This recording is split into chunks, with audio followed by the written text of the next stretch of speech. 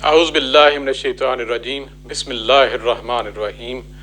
رب اشرح لی صدری ویسر لی امری واحلل عقدۃ من لسانی یفقہوا قولی۔ معزز خواتین و حضرات، السلام علیکم ورحمۃ اللہ وبرکاتہ۔ آپ کا میزبان عمر برلاس پروگرام انوار سحر کے ساتھ ایک دفعہ پھر حاضر خدمت۔ اور ناظرین، میں امید کرتا ہوں آپ صحت اور ایمان کی بہترین حالتوں میں ہوں گے اور ماہ رمضان کی برکتوں کو، فضیلتوں کو، رحمتوں کو اپنے دامن میں خوب سمیٹ رہے ہوں گے۔ اور یقیناً ماہ رمضان اس وقت ہم سے بالکل جدا ہونے والا ہے، کچھ ہی دن باقی ہیں، اور یہ وہی کیفیت ہونی چاہیے جس طرح ایک طالب علم کی ایگزامینیشن ہال میں کیفیت ہوتی ہے۔ جب آخری چند منٹ رہ جاتے ہیں تو ایگزامینیشن ہال سے آواز آتی ہے اپنے اپنے سوالات چیک کر لیں، اور وہ اسٹوڈنٹ جو اچھے والے اسٹوڈنٹ ہوتے ہیں جب اپنا پرچہ دیکھتے ہیں کہ کوئی چیز غلط تو نہیں ہوئی، کوئی دیکھتے ہوئے ساری چیزیں کریکٹ ہیں، میک شور کرتے ہیں۔ اور یہ وہی لمحہ ہے کہ ہم اپنی اپنی یہ چیزیں، خاص طور پہ ہم نے اس مہینے میں جو عبادات کی ہیں وہ بھی دیکھیں، کوئی چیز رہ تو نہیں گئی۔ اور یہ جو آج دنیا کے بعض حصوں میں آج تاک رات ہے، بعض حصوں میں کل تھی، اور آگے 2 یا 3 جو ہے وہ تاک رات باقی بچتی ہیں، تو اس اعتبار سے دیکھا جائے تو ہمارے پاس چند ہی لمحے جو ہے رمضان کے باقی ہیں۔ اور چند لمحے اس کا مراد یہ ہے کہ یہ جو چند دن ہیں، اگر یہی سمجھا جائے کہ یہ چند دن شاید آنے والی زندگی میں ہمیں میسر آئیں یا نہ آئیں، اس وجہ سے ہم نے وہ سارے کام جو ہیں، وہ ساری جو عبادات کی مختلف شکلیں ہیں، وہ ساری کی ساری جو ہیں ہم نے اس ماہ رمضان میں ادا کرنی ہیں۔ اس میں بہت ساری چیزیں ہیں کہ ہم نے ذکر اذکار بھی کرنا ہے، اور ذکر اذکار جو ہے وہ اتنا آسان عبادت ہے کہ آپ کام بھی کرتے رہیں اور ذکر اذکار بھی کرتے رہیں۔ تو اس طرح میں یہ سمجھتا ہوں کہ یہ ماہ رمضان خاص طور پہ ہمارے لیے بہت ہی اہم ہے کہ ہم نے وہ ساری چیزیں کرتے جانا ہے اور کوئی چیز مس نہیں کرنی ہے۔ ہم نے تہجد بھی پڑھنی ہے، نوافل بھی ادا کرنے ہیں، صلاۃ تسبیح بھی پڑھنی ہے، تلاوت بھی کرنی ہے، تفسیر بھی دیکھنی ہے، ذکر اذکار بھی کرنے ہیں۔ یہ ساری کی ساری انشاءاللہ چیزیں، اور یہ بار بار یاد دہانی کا مقصد یہی ہوتا ہے کہ میں اور آپ جو ہیں خود اس عمل میں ہم کہیں جو ہے ایک لمحے کے لیے بھی بھول نہ جائیں۔ آج کی جو شخصیت ہے وہ بہت بڑا نام ہے، بہت بڑا ستارہ ہے اسلامی تاریخ کا، اور وہ آپ جانتے ہیں حضرت عمر فاروق رضی اللہ تعالیٰ عنہ کی شخصیت، اور یہ دوسرے خلیفہ تھے حضرت ابو بکر صدیق رضی اللہ تعالیٰ عنہ کے بعد۔ بہت بڑا نام، اور آج ان کی زندگی کے مختلف پہلو ہیں۔ یقیناً ان کی زندگی تو اتنی ماشاءاللہ بھرپور ہے، اتنی زبردست جو ہے فتوحات ہیں، زبردست اصلاحات ہیں، کیا کیا شعبے ہیں ان کی زندگی کے، کیا کیا پہلو ہیں، وہ سارے تو ہم کور نہیں کر پائیں گے، لیکن ایک اب یوں کہہ لیں جھلکیاں جو ہیں ان کی لائف کی، وہ یہاں پہ ہم ضرور پیش کریں گے۔ آپ کا نام جو ہے وہ عمر تھا، اور آپ کی جو کنیت ہے وہ ابو الحفظ تھی۔ آپ کو اللہ کے رسول نے لقب دیا تھا فاروق، جس کا مطلب تھا حق اور باطل کے درمیان فرق کرنے والا۔ آپ کے والد کا نام خطاب اور والدہ کا نام خنتمہ،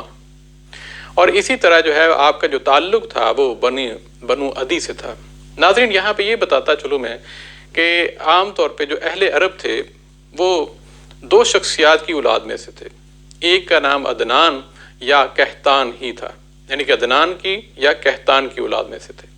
اور ان کا جو ہے وہ شجرہ نسب اگر آپ دیکھیں گے تو یہ شجرہ نسب جو ہے وہ آگے چل کے حضرت اسماعیل علیہ السلام تک جاتا ہے۔ اور اسی طرح جب ہم بات کرتے ہیں حضرت عمر فاروق رضی اللہ تعالیٰ عنہ کی، تو ان کی جو 8ویں پشت ہے وہ اللہ کے رسول کے ساتھ مل جاتی ہے۔ جس ریکارڈ کے لیے اگر میں بات کروں تو عمر بن خطاب بن نفیل بن عبدالعزیز بن رباح بن عبداللہ بن کرت بن زرع بن عدی بن کعب بن لوی بن فہر بن مالک، اور یہ فہر بن مالک میں جا کے 8ویں جو ہے وہ جو پشت ہے وہ اللہ کے رسول کے ساتھ مل جاتی ہے۔ اسی طرح جو فہر بن مالک کی اگر بات کریں گے تو یہ 11ویں پشت جو ہے حضرت اسماعیل علیہ السلام تک چلی جاتی ہے۔ تو اس اعتبار سے دیکھا جائے تو وہ قریش جو ہے وہ آپس میں آپ کیوں سمجھ لیجیے یہ سارے کے سارے رشتہ دار ہی تھے۔ ایک چیز اور میں آپ کو بتاؤں کہ جو اہل قریش سے یہ مکہ کے اوپر جو ہے وہ سردار تھے، حکمران تھے مکہ کے۔ اہل قریش کے جو ذیلی جو ہے وہ گوتے آپ کہہ لیں، یا ان کے مختلف جو ہے قبیلے اندر، اس کے سب قبیلے آپ کہہ لیں کہ وہ تقریباً 10 کے قریب تھے۔ ہر قبیلے کا کوئی نہ کوئی ذمہ داری تھی، یعنی کہ کئی جو قبائل تھے وہ کئی قبیلے ایسے تھے، کوئی ایسا جس کی ذمہ داری تھی خانہ کعبہ کی دیکھ بھال کرنی، کوئی قبیلہ ایسا تھا جس کی ذمہ داری تھی کہ حاجیوں کی دیکھ بھال کرنی، اور کوئی قبیلہ ایسا تھا جس کی ذمہ داری تھی کہ اگر قبائل کے درمیان کوئی لڑائی جھگڑا ہو جائے یا کسی سفارتکاری کی ضرورت پڑے تو پھر وہ قبیلہ جو ہے اس کی ذمہ داری بنتی تھی۔ حضرت عمر فاروق رضی اللہ تعالیٰ عنہ کی ایسے ہی قبیلے کے ساتھ جو ہے وہ وابستگی اور ایسے ہی قبیلے سے آپ کا تعلق ہے، اور وہ بنو عدی تھا۔ بنو عدی وہ قبیلہ تھا جب بھی قبائل کے درمیان کسی بھی مسئلے پہ کوئی مشکل پیش آتی، لڑائی جھگڑا پیش آتا، تو بنو عدی کے جو لوگ تھے، سردار جو تھے، وہ ان کی صلح کرواتے تھے۔ اور جب اس طرح دوسرے علاقوں میں جانا ہوتا کہ دوسری سلطنتوں میں جانا ہوتا تو بنو عدی کے لوگ جو ہیں وہ سفیر بنتے تھے۔ یہاں ایک بات قابل ذکر ہے کہ یہ وہ حالات تھے جب حضرت عمر فاروق رضی اللہ تعالیٰ جوانی کی سیڑھیوں پہ قدم رکھ رہے تھے، تو اس وقت یہ اہل مکہ میں یا اہل قریش میں ٹوٹل جو 17 آدمی تھے جو پڑھے لکھے تھے، ان 17 آدمیوں میں حضرت عمر فاروق رضی اللہ تعالیٰ عنہ کا شمار ہوتا تھا۔ اور یہ وہ ان کے جو قبیلہ تھا، سفارتکاری کی ذمہ داری، بلکہ بعض جگہوں پہ آپ کو سفیر بھی بنایا تھا، بعض جگہوں پہ۔ اب یہاں پہ ان کے حالات و واقعات دیکھتے ہیں۔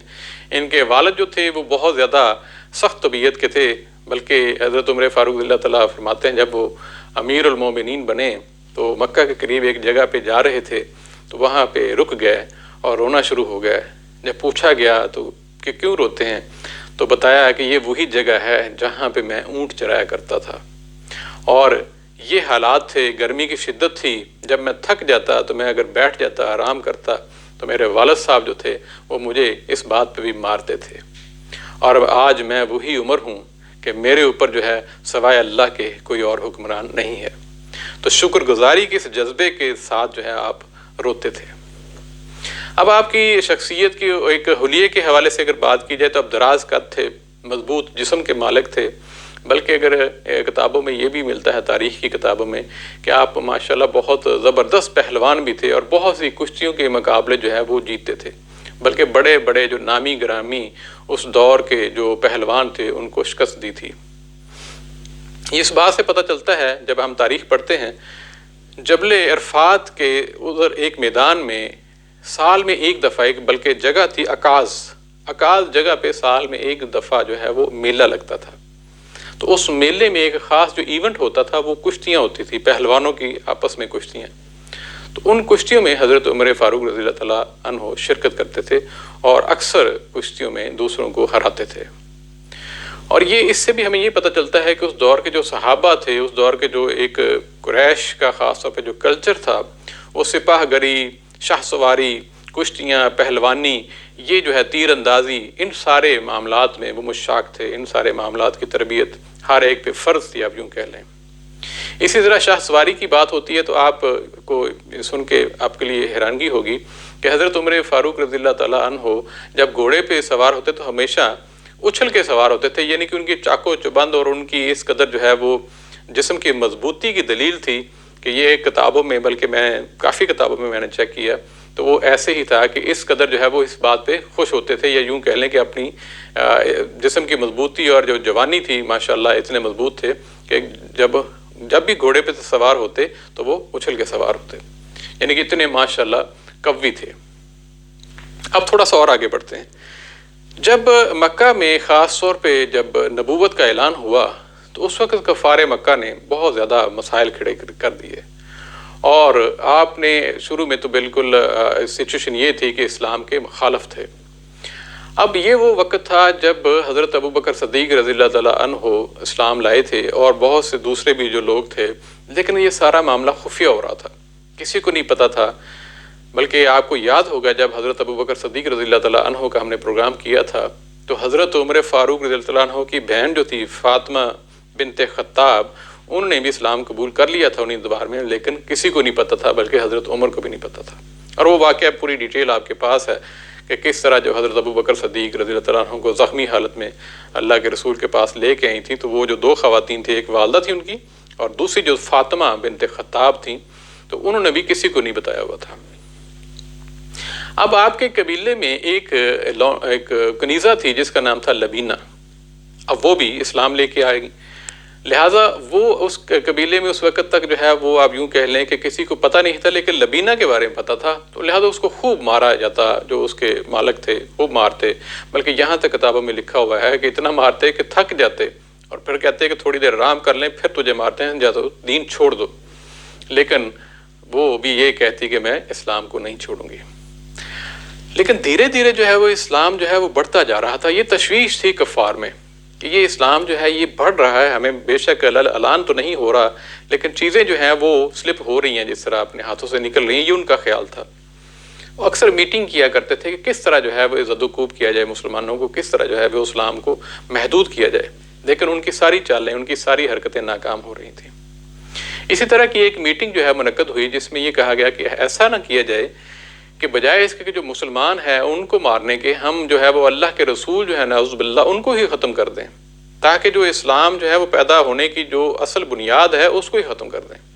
لہذا طے یہ پایا کہ یہ بات بالکل ٹھیک ہے، اور حضرت عمر فاروق رضی اللہ تعالیٰ عنہ کی طبیعت ایسی تھی کہ جب وہ فیصلے کوئی کر لیتے تو ہمیشہ پہل کرتے تھے، انہوں نے یہ ذمہ داری خود پہ لی، اور جب یہ ذمہ داری خود پہ لی تو گھر پہ فوراً گئے اور وہاں سے تلوار نکالی اور کمر پہ تلوار باندھی اور چل پڑے اللہ کے رسول کو خدا نخواستہ نعوذ باللہ قتل کرنے کے لیے۔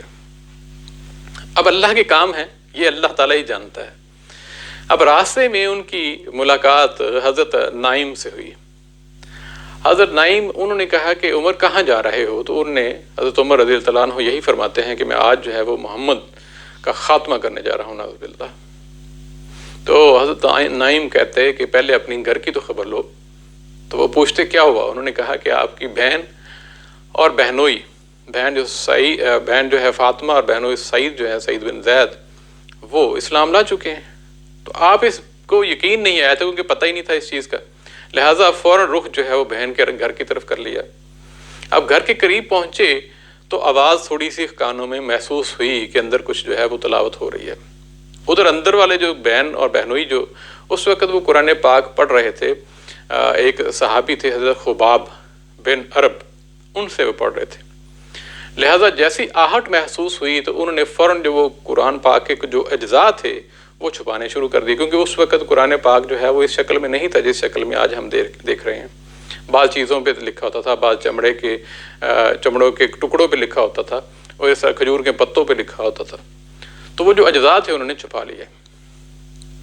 جب آپ گھر داخل ہوئے، اب جو حضرت خباب بن عرب تھے جو ان کو قرآن پڑھا رہے تھے وہ بھی چھپ گئے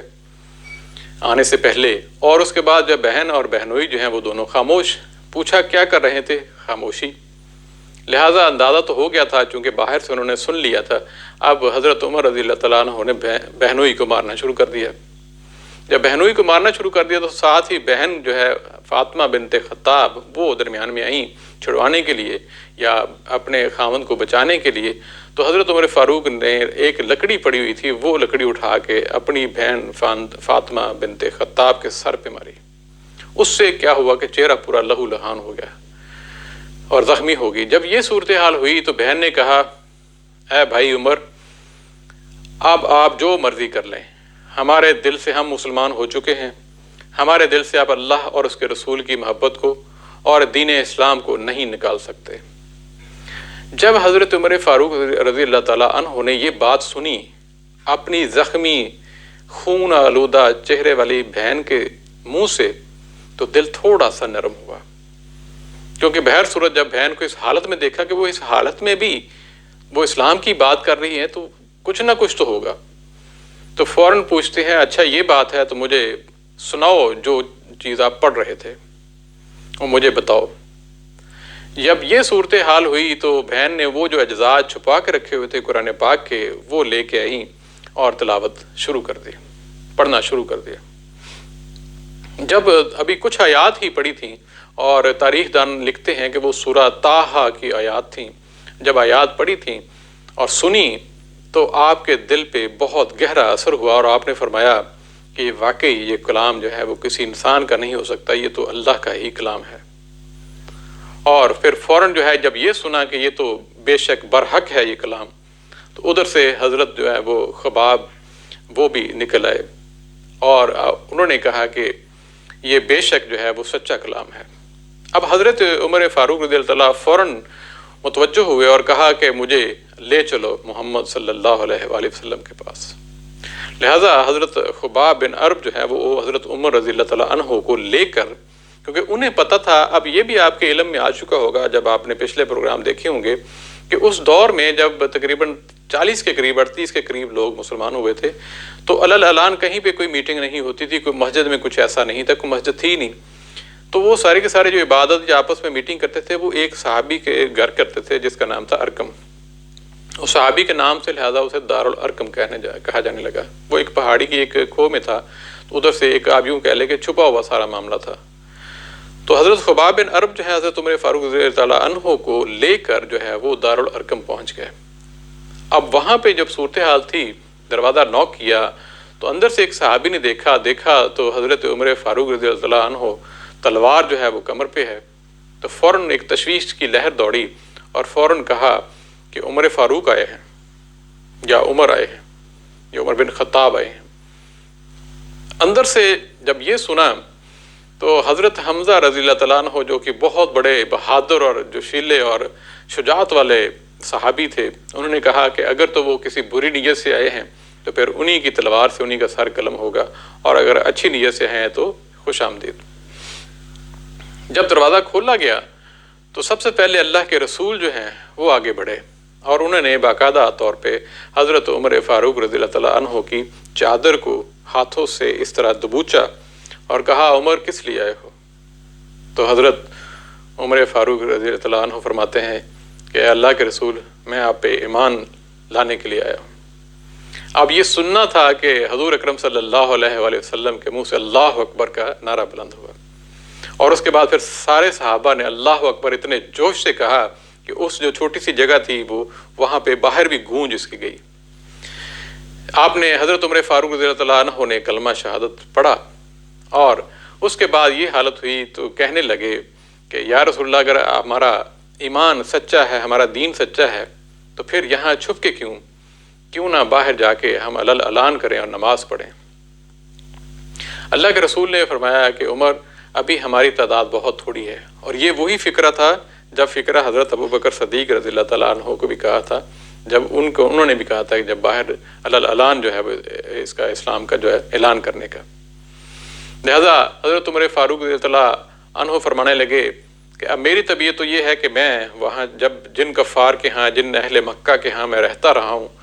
اور اٹھتا بیٹھتا ہوں، اب میں باقاعدہ مسلمان ہو کے بھی انہی کے ساتھ جو ہے میں ایز اے مسلم جو ہے اٹھوں بیٹھوں گا۔ تو میری درخواست ہے کہ آپ اعلان جو ہے ہم خانہ کعبہ وہاں جا کے نماز ادا کرتے ہیں۔ لہذا 2 صفیں بن گئیں، ایک صف جو ہے وہ حضرت عمر تھے اور ایک صف میں حضرت حمزہ تھے، تاکہ اگر کوئی مسئلہ ہو تو وہ اس طرح جو ہے وہ دشمن کا مقابلہ کیا جا سکے۔ آپ چلے گئے اور خانہ کعبہ میں جا کے نماز جو ہے وہ پڑھی، اور اس کے بعد کفار نے دیکھا، بہت ان کو تشویش ہوئی اور بہت اضطراری کیفیت میں وہ مبتلا ہوئے،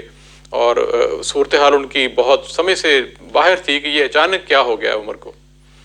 خیر نماز ادا ہوگی، جب سارے ادھر ادھر ہو گئے تو پھر جب حضرت عمر کو اکیلے پایا تو انہوں نے حملہ کر دیا، لیکن حضرت عمر کا ایک رعب اور دبدبہ تھا کہ وہ شجاعت اور وہ ساری کیفیت تھی کہ وہ باقاعدہ طور پہ وہ جو کفار کو خوب زد و کوب کیا اور وہ بھاگ گئے۔ یہ اسلام لانے کا جیسے حضرت عمر فاروق رضی اللہ تعالیٰ عنہ ہمارے اسلام میں جب آپ داخل ہوئے تو یہ اللہ کے رسول کی وہ بات بھی سچ ہوئی جب آپ نے یعنی کہ اللہ کے رسول نے حضرت عمر کو مانگا تھا اللہ تعالیٰ سے، اور صحابی بیان کرتے ہیں کہ اللہ تعالیٰ سے اللہ کے رسول نے مانگا کہ 2 عمروں میں سے مجھے 1 عمر دے دے، ایک عمر جن کا نام عمر بن حشام یعنی کہ ابو جہل اور عمر بن خطاب۔ تو اللہ تعالیٰ نے، اور یہ بھی ساتھ تھا کہ اللہ تعالیٰ جو تجھے دونوں میں سے پسند ہے جس سے اسلام جو ہے وہ آگے بڑھے وہ مجھے عمر عطا کر۔ اور اس سے بھی یہ ہمیں اندازہ ہوتا ہے کہ اللہ تعالیٰ کو بھی حضرت عمر بن خطاب پسند تھے، اور اللہ تعالیٰ نے پھر حضرت عمر بن خطاب کو وہ مقام عطا کیا کہ آپ دائرہ اسلام میں آئے۔ اب یہاں آگے چلتے ہیں تو صورتحال یہاں پہنچتی ہے کہ یہ وہ وقت آ گیا کہ کفار مکہ نے بہت زیادہ ظلم و ستم بڑھا دیے، ہر جگہ پہ مسائل ہی مسائل کھڑے کر دیے، اور مسلمانوں کو اس حالت تک پہنچا دیا کہ ہجرت کرنے کا جو ہے حکم آ گیا۔ اس سے پہلے کچھ مسلمان جو تھے وہ حبشہ کی طرف بھی ہجرت کر رہے تھے، اور مختلف جو ہے چھپ چھپا کے جاتے تھے، یہاں پہ صورتحال یہ تھی کہ جب اللہ کے رسول نے حضرت عمر رضی اللہ تعالیٰ عنہ کو حکم دیا ہجرت کا، تو آپ کا انداز تھوڑا سا مختلف تھا۔ حضرت عمر رضی اللہ تعالیٰ عنہ 20 صحابہ کو لے کر اور باقاعدہ طور پہ مکہ میں اعلان کرتے ہوئے کہ عمر جا رہا ہے، جس نے روکنا ہے روک لو، اور عمر جو ہے وہ ہجرت کرنے جا رہا ہے، یہ حالت تھی، اور مکہ سے جا رہے تھے، کسی ایک کی بھی جرت نہیں ہوئی تھی حضرت عمر کے سامنے آنے کی، اتنا روب اور دبدبہ تھا۔ اور اس کے بعد جو ہے وہ آپ جو ہجرت کرتے ہوئے، آپ کو علم ہے کہ قباء نامی ایک جگہ تھی جو کہ مدینہ سے تھوڑی سی باہر تھی، وہاں پہ پہنچے، اور پھر بعد میں جب اللہ کے رسول آئے تو پھر وہ ہجرت کر کے ہجرت مدینہ، تو پھر ان کے ساتھ جو ہے وہ سارے معاملات، بلکہ مسجد نبوی کی تعمیر میں حصہ لیا، اور پھر انصاریوں کے ساتھ جو بھائیوں والا معاملہ ہوا، اور ایک جو انصاری تھے ان کا نام تھا عدوان بن مالک، آپ کے ساتھ جو ہے ان کو بھائی بنایا گیا تھا، بلکہ انہوں نے پھر یہ کیا کہ ان کا جو گھر تھا، آدھا گھر انہوں نے حضرت عمر فاروق رضی اللہ تعالیٰ عنہ کو دے دیا، اور آدھے گھر پہ خود تھے، چونکہ یہ باہر تھوڑا سا گھر تھا ان کا قباء میں، تو جب مدینہ جو ہے وہ بالکل اتنا زیادہ دور نہیں تھا، بعض لوگ کہتے ہیں، بعض جگہوں پہ لکھا 2 سے 3 میل تھا، تو ہوتا یہ تھا کہ ایک دن جو ہے حضرت عمر فاروق رضی اللہ تعالیٰ عنہ رسول اللہ کے پاس جاتے، اور سارا دن کی تعلیمات، وہ ساری چیزیں سنتے، وحی کے احکامات سنتے، اور واپس آ کے وہ سب کو بتاتے، اور عدوان بن مالک کو بتاتے۔ دوسرے دن عدوان بن مالک جاتے تو وہ ساری چیزیں سنتے، اور واپس آ کے حضرت عمر رضی اللہ تعالیٰ عنہ کو بتاتے۔ تو اس طرح جو ہے یہ انفارمیشن کا سلسلہ بھی جاری و ساری رہا۔ حضرت عمر کا جو روب اور دبدبہ تھا، وہ بھی بڑے ایک حیرانگی والی بات ہے کہ میں پڑھ رہا تھا کہ غزوہ بدر میں آپ حیران ہوں گے، جو بھی کفار مکہ سے آئے تھے، اس میں ایک شخص بھی نہیں تھا جو کہ حضرت عمر رضی اللہ تعالیٰ عنہ کے قبیلے سے ہو، یعنی کہ بنو عدی سے ہو، ایک بھی۔ تاریخ دان یہ لکھتے ہیں کہ اس کی ایک بڑی وجہ یہ تھی کہ عمر فاروق جو ہیں وہ دوسری طرف ہیں، اور عمر فاروق ہمارے قبیلے سے ہیں، اور وہ بہت بڑے جری اور بہادر انسان ہیں، لہٰذا اگر ہم ان کے سامنے گئے تو وہ اس سے نہ صرف اس سے ناراضگی کا اظہار ہوگا، بلکہ عمر فاروق ہمارے جو ہیں وہ اوپر چڑھ دوڑیں گے، یعنی کہ اس قدر ان کا روب اور دبدبہ تھا جب وہ مسلمان ہو گئے تھے۔ اور اس سے پہلے بھی وہ جو حالات و واقعات تھے، ان کی طبیعت کچھ اس طرح کی تھی، اور بعد میں یہ صورتحال تھی۔ اسی طرح آپ کے جب ہم معاملات دیکھتے ہیں دوسرے اپنا ہجرت کے بعد کے اور خلیفہ بننے تک، تو بے شمار ایسی جگہیں آتی ہیں کہ بندہ حیران رہتا ہے کہ آپ نے ماشاءاللہ اتنی زبردست چیزیں کی۔ خاص طور پہ آپ نے دیکھا ہوگا ہجرت کے بعد اذان کا جو معاملہ تھا،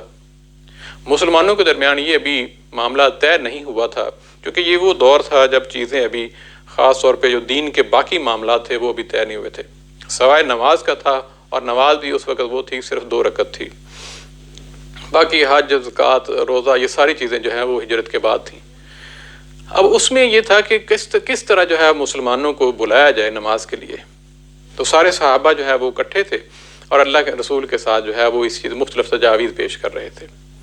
جب حضرت عمر فاروق رضی اللہ تعالیٰ عنہ وہاں پہ آئے تو آپ نے پوچھا، اکٹھے ہونے کا سبب بھی پوچھا اور ساری چیز، تو آپ نے فرمایا میری تجویز یہ ہے کہ ایک شخص جو ہے وہ کھڑا ہو کے اعلان کرے، اور پھر کلمات کا بھی بتایا، بلکہ اس سے پہلے ایک دوسرے صحابی نے بھی کلمات کا بتایا تھا، تو آپ نے فرمایا تھا میں نے بھی خواب میں یہی کلمے دیکھے سنے۔ لہٰذا جب یہ تجویز آئی تو حضرت محمد صلی اللہ علیہ وآلہ وسلم بہت خوش ہوئے، اور فوراً حضرت بلال رضی اللہ تعالیٰ عنہ کو حکم دیا کہ اذان دی جائے، اور اس کے بعد جو ہے وہ پورے جوش و خروش جو ہے لوگوں کو بلانا شروع کر دیا۔ ایک چیز اور ہے کہ آپ نے تقریباً جتنے بھی غزوات ہوئے ہیں اس میں شرکت کی ہے،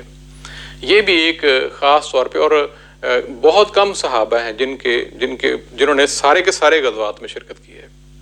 اور دوسری چیز ہے کہ آپ ان بدری صحابہ میں بھی شامل تھے، عشرہ مبشرہ میں بھی آپ کا نام تھا، اور جو سب سے پہلا غزوہ بدر میں جو شہید ہوا تھا، آپ کے علم میں ہوگا جب ہم نے پچھلے دنوں وہ چیز ڈسکس کی تھی غزوہ بدر کا واقعہ سارا، تو اس میں بھی حضرت عمر رضی اللہ تعالیٰ عنہ کے غلام تھے کہ جو پہلا جو تیر آیا تھا وہ آپ کے غلام کو لگا تھا اور شہید ہوئے تھے۔ اس طرح اور جب آگے پڑھتے تو ان کا جو پہلا نظام تھا، یعنی کہ حضرت عمر رضی اللہ تعالیٰ عنہ سے پہلے کسی قسم کا کوئی تنخواہ کا کوئی انتظام نہیں تھا، کوئی نظام نہیں تھا، لہٰذا تنخواہ کا باقاعدہ طور پہ ایک اسٹیٹ کا جو ایک کانسیپٹ ہے وہ حضرت عمر رضی اللہ تعالیٰ عنہ کے دور میں شروع ہوا تھا۔ اور اسٹیٹ نے پھر وہ ملازمین جس طرح رکھے تھے اور سارے اس طرح. اسی طرح مکہ مکرمہ میں پہلے اس سے کبھی جیل کوئی نہیں تھی. پہلے کسی قیدی کو کسی گھر ٹھہرایا جاتا ہے، کبھی کسی قیدی کو کسی گھر ٹھہرایا جاتا ہے. تو حضرت عمر فاروق رضی اللہ تعالیٰ عنہ نے باقاعدہ طور پہ ایک صحابی کے گھر جو ہے وہ 4000 دینار پے کر کے لیا اور اس میں ایک باقاعدہ طور پہ جیل جو ہے وہ قائم کی، جو کہ پہلی جیل مسلمانوں کی بنی تھی. اسی طرح بعض سزائیں تھیں، آپ نے بتدریج ان کو بھی سخت کیا. خاص طور پہ شراب کے حوالے سے جو سزا تھی، پہلے اس سے 40 درے تھے، بعد میں آپ نے 80 درے کر دیے. اسلام میں حضرت عمر رضی اللہ تعالیٰ عنہ سے پہلے کسی فوجی چھاونی کا کوئی تذکرہ اور کوئی کانسیپٹ نہیں تھا. یہ چیز بھی حضرت عمر رضی اللہ تعالیٰ عنہ کی دور حکومت میں قائم ہوئی تھی. یعنی کہ باقاعدہ طور پہ فوجیوں کی چھاونیاں بنی تھیں تاکہ وہاں پہ فوجی اپنی جو ہے وہ مشقیں کریں اور ساری چیزیں، اور جب کوئی غزوہ یا جب کوئی جنگ جو ہے تیاری ہو تو وہاں سے فوجی آئیں اور اس طرح ایک کسی سپہ سالار کے انڈر جو ہے وہ کام کریں. اسی طرح جب فوج جاتی تھی تو کسی کے ساتھ جو ہے وہ کوئی اس طرح کے باقی لوگ نہیں جاتے تھے. خاص طور پہ کوئی قاضی، کوئی جو ہے وہ منصف جو ہے، اگر راستے میں کوئی مسئلہ درپیش ہوتا تھا تو وہ کیسے طے کرنا تھا. تو پہلے یہی ہوتا تھا کہ جو معتبر اور سب سے بزرگ صحابی ہوتے تھے ان سے پوچھ لیتے تھے. لیکن حضرت عمر رضی اللہ تعالیٰ عنہ کے دور میں یہ ہوا کہ باقاعدہ طور پہ ایک قاضی کا انتخاب ہوا اور قاضی جو ہے وہ فوج کے ساتھ جانے لگا. نہ صرف قاضی بلکہ خزانچی بھی جانے لگا، اور اسی طرح جو ہے ایک محاسب، ایک ڈاکٹر اور ایک سرجن یہ بھی جانے لگے. اور خاص جو ہے وہ زخمی ہو جاتے تھے، ان کا کوئی تنخواہ کا، کوئی ان کا جو ہے لک آفٹر کرنے کا کوئی نظام نہیں تھا. اور ان کی جو ہے وہ تنخواہیں اس طرح نہیں تھی کہ اگر ایک فوجی جو ہے وہ ریٹائر ہو گیا ہے تو اس کے بعد پینشن کا کوئی نظام نہیں تھا. اور دوسری چیز ہے کہ اگر چھٹیاں جو ہیں خاص طور پہ، خیر وہ ایک واقعہ لمبا ہو جائے گا، یعنی کہ فوجیوں کو چھٹیاں بھی دینا شروع کر دیں. یعنی یہ بھی کہا گیا کہ 4 مہینے سے زیادہ جو ہے وہ کوئی بھی فوجی جو ہے میدان جنگ میں نہیں رہے گا. تو یہ نظام جو ہے یہ پہلے نہیں تھا، یہ بھی آپ کے بعد میں ہے. جو نئے شہر جو ہے وہ بسائے گئے تھے ان میں جو ہے وہ ایک بصرہ ہے، کوفہ ہے، فسطاط ہے، موصل ہے، جیرہ ہے، اس طرح اور بھی بہت سے نام ہیں. اور پورے کا پورا شہروں کا نظام جو ہے وہ باقاعدہ طور پہ حضرت عمر رضی اللہ عنہ کے دور میں شروع ہوا تھا. آپ نے جو ہے بہت ساری نہریں بھی کھدوائی تھیں، اور نہریں جو ہے وہ باقاعدہ طور پہ اتنے زیادہ مزدور اس میں کام کرتے تھے. اور یہ حالت تھی کہ مصر میں اگر بات کریں تو تقریباً 1,20,000 جو مزدور تھے وہ سارا سال نہریں کھودتے تھے، اور ان تمام مزدوروں کو جو تنخواہ ملتی تھی وہ بیت المال سے ملتی تھی. یعنی کہ اتنا بڑا نظام تھا. اور یہ سوچ تھی، اب آپ خود اندازہ کریں کہ ایک وہ کون آدمی جو ایک دور میں صرف اونٹ چڑھایا کرتا تھا، لیکن اللہ تعالیٰ نے جب انسان کو موقع دیتا ہے، اور اللہ تعالیٰ جو ہے اللہ تعالیٰ ایسے ہی منتخب کرتا ہے جو اللہ تعالیٰ کے پسندیدہ بندے ہوتے ہیں. کہ کس طرح کا نظام جو ہے وہ پہلے موجود نہیں تھا. اسی طرح جو ہے وہ لاوارث بچوں کا کوئی وظیفے کا کوئی انتظام نہیں تھا، آپ نے وہ بھی انتظام کروایا. اور بھی جو غلہ رکھنے کے لیے پہلے کوئی سٹوریج کا انتظام نہیں تھا، وہ بھی ساری چیزیں کروائیں. اور اس کے بعد پورے ملک میں جو ہے وہ عدالتی نظام جو ہے جو کس طرح کی پہلے کوئی ایسی سچویشن نہیں تھی. آپ نے جب آپ کا دور خلافت ہوا تو باقاعدہ طور پہ عدالتیں قائم کی گئیں، اور ہر ایک ضلع میں ایک قاضی مقرر کیا گیا. پولیس کا کوئی انتظام نہیں تھا، اس سے پہلے کوئی نظام نہیں تھا. تو پولیس کا نظام بھی حضرت عمر فاروق رضی اللہ تعالیٰ عنہ کے دور میں ہی شروع ہوا تھا. بلکہ یہ ہے کہ مردم شماری اس سے پہلے کبھی نہیں ہوئی تھی. خاص طور پہ جو مسلمانوں کا دور حکومت تھا اس میں مردم شماری کا کہیں وجود نہیں تھا. آپ نے مردم شماری کروائی تاکہ پتہ چلے کس شہر میں کتنے لوگ ہیں، اور پھر اس کے مطابق جو ہے اس کے انتظامات کیے جائیں. بڑے بڑے سیکریٹریٹ قائم کیے گئے، بڑے بڑے سیکریٹریٹ، اور ساتھ ساتھ وزارتیں جو ہیں وہ متعین کی گئیں، اور ان وزارتوں کے تحت جو ہے مختلف محکمے جو ہیں وہ کیے گئے. یہ نظام اس سے پہلے نہیں تھا. اسی طرح یہ بھی پھر ایک رول بنایا گیا کہ جن لونڈیوں کے ان کے بطن سے بچے پیدا ہو جاتے تھے، پھر ان پہ پابندی تھی کہ وہ لونڈیاں فروخت نہیں کر سکتے تھے، جبکہ اس سے پہلے یہ نظام تھا کہ آپ لونڈیاں فروخت کر سکتے تھے، خرید سکتے تھے. پھر تھا کہ دوسرے جو ہے وہ جس طرح بات کہ ترکہ اگر کوئی بندہ فوت ہو جاتا ہے تو اس کی جو وراثت ہے اس کا باقاعدہ طور پہ قانونی شکل جو ہے وہ بھی حضرت عمر رضی اللہ تعالیٰ عنہ کی دور سے ہی شروع ہوئی تھی. اور یہ بہت ساری چیزیں ہیں. تجارتی گھوڑے، یعنی کہ گھوڑے پہ پہلے زکوٰۃ کا کوئی وہ نہیں تھا، لیکن جب سے یہ تھا کہ اگر کوئی گھوڑے جو ہیں وہ تجارت کے لیے جو ہے وہ بیچتے جاتے ہیں، خریدے جاتے ہیں، تو ایسے گھوڑوں پہ بھی زکوٰۃ جو ہے وہ دینا ہوگی. اور دوسری ہے کہ مساجد میں اس سے پہلے حضرت عمر رضی اللہ عنہ کے دور خلافت سے پہلے کوئی روشنیوں کا انتظام نہیں تھا. تو یہ جو مساجد میں باقاعدہ طور پہ روشنیاں اور اس کا انتظام کرنا باقاعدہ مسجد میں،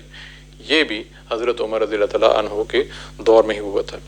اور پھر ایک اور جو بڑی زبردست چیز ہے کہ پہلے کبھی کسی غیر مسلم کے لیے کوئی روزینے جو ہے وہ قائم نہیں کیے گئے تھے۔ آپ کے جو دور خلافت میں باقاعدہ طور پہ جو عیسائی تھے، یہودی تھے، ان کے لیے جو باقاعدہ طور پہ روزینے جو ہے وہ بھی مقرر کیے گئے تھے۔